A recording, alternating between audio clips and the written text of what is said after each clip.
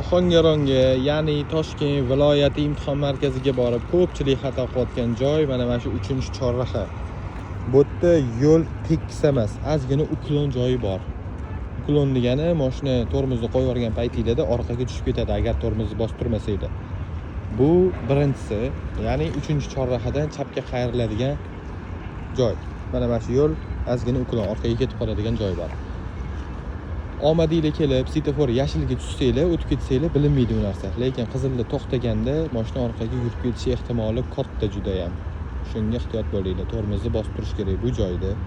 Bu birinchisi. Ikkinchi uklon, ya'ni orqaga tushib ketadigan joyimiz temir yo'l kesishmasi. Ya'ni mana shu stopga kelib to'xtagan paytingizda tormozni bostirmasanglar, bu joy ham uklon, orqaga ketib qolishi mumkin mashina. Uchinchi shunaqa uklon joyimiz tezlanish bo'lagidan kelib chapga burilganingizda avarinki ishorasini beradi sizlarga, ya'ni signal berib qoladi to'satdan.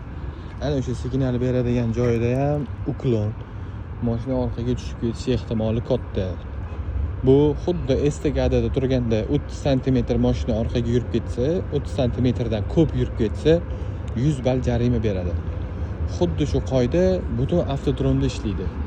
Любой joyda, garajdan tashqari, to'g'ri yo'llarda mashina orqaga 30 sm dan ko'proq tushib ketsa, 100 ball jarima beradi. Imtihondan yiqilib qolishingiz mumkin. Shu videoni imtihonga bormoqchi bo'lgan o'rtog'inglarga jo'natib qo'yinglar. Videoni yo'qotib qo'ymaslik uchun sahrangiz qilib qo'yinglar.